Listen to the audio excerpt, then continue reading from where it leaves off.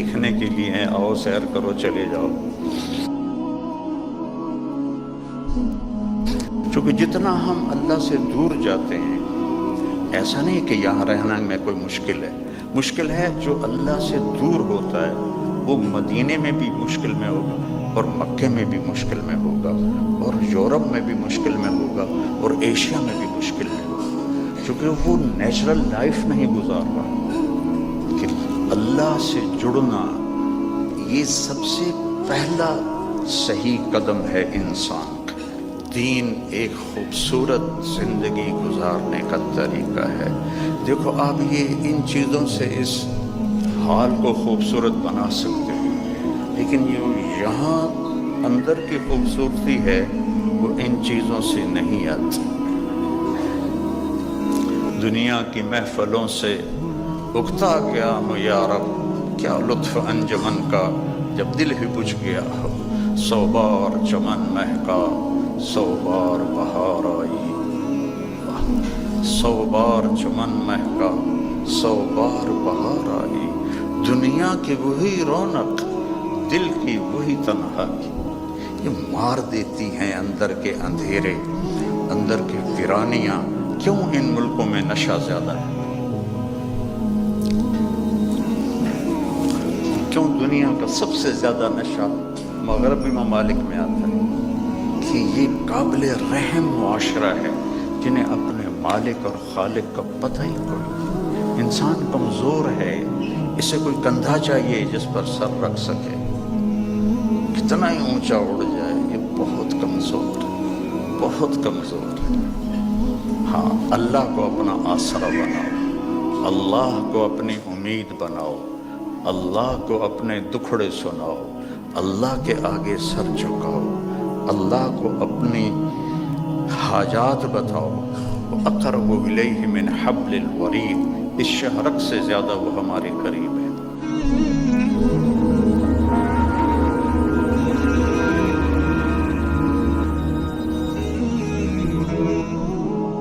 ہم نے آپ کا سینہ کھول دیا.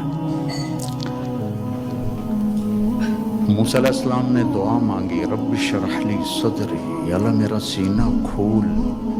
اور اللہ نے اپنے حبیب سے فرمایا ہم نے کھول دیا، الم نشرح لک صدرک، ہم نے آپ کا سینہ کھول دیا. پھر لنریہ من آیاتنا، پھر اپنی کائنات، اپنی آیات دکھائیں. اور آپ کو ایسا انسان سیکھتا ہے آنکھوں سے، کانوں سے، دماغ سے. تو ہمارے کان اتنے کمزور ہیں کہ 2 آدمی اکٹھے بولیں تو سمجھ میں نہیں آئے گا.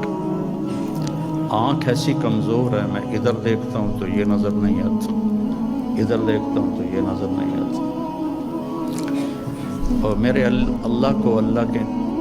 اللہ نے اپنے نبی کو ایسی آنکھ عطا فرمائی کہ آپ ایسے نماز پڑھا رہے تھے مصلی پر، ویسے چلنا شروع ہوئے.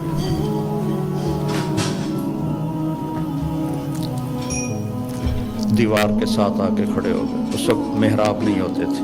محراب اور مینار عمر بن عبدالعزیز رحمۃ اللہ علیہ نے بنوائے، اس سے پہلے نہیں تھے. اس کے بعد پھر آپ پیچھے ہٹنا شروع ہو اور جہاں پہلے کھڑے تھے وہاں پہنچ گئے. اب یہ کام آپ نے پہلے کبھی نہیں کیا تھا.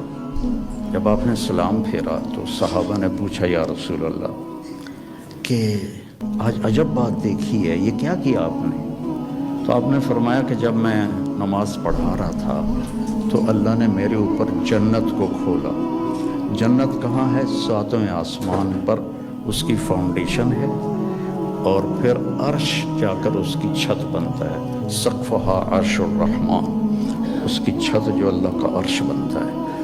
تو وہ کیا آنکھ ہے جو مسجد میں کھڑے ہو کر 7ویں آسمان پر بنی ہوئی جنت کو دیکھ رہی ہے. اور آپ نے فرمایا پھر میں نے دیکھا کہ اس کے جو انگوروں کے گچھے تھے وہ ایسے دیوار کے باہر لٹکے ہوئے تھے.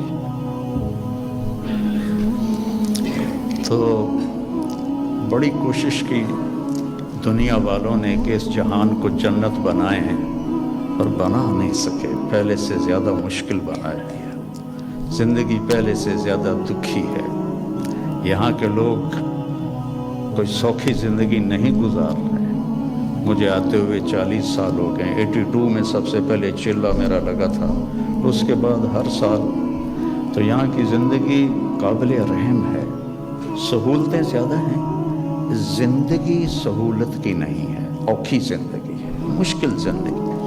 ہمارے پاس سہولتیں کوئی نہیں ہیں پر زندگی بڑی سوکھی ہے۔ میرے ایک دوست تھے یہاں، تو وہ مجھے انہوں نے اپنی گاڑی میں بٹھایا تو وہ بڑی خوبصورت تھی، میں نے بھی پہلی دفعہ دیکھی تھی۔ کہنے لگے مولانا یہ گاڑی 2.5 لاکھ پاؤنڈ کی ہے۔ میں نے کہا اس کا نام کیا ہے؟ کہا مے بیک، پہلی دفعہ نام سنا۔ میں نے کہا اس کا ڈرائیور کون ہے؟ کہا جی ہاں ڈرائیور نہیں ہوتا، ہم خود ہی ڈرائیو کرتے ہیں۔ میں نے کہا پھر ہماری سزوکی اچھی ہے 1 لاکھ کی، جس میں ہم 2 ڈرائیور رکھتے ہیں، ایک صبح کا ایک شام کا، پیٹرول بھی تم خود ڈالتے ہو اور ٹائر بھی خود صاف کرتے ہو اور میٹس بھی خود صاف کرتے ہو۔ ہمارے پاس اللہ نے نوکر دیے ہوئے ہیں جو سارے کام کرتے ہیں۔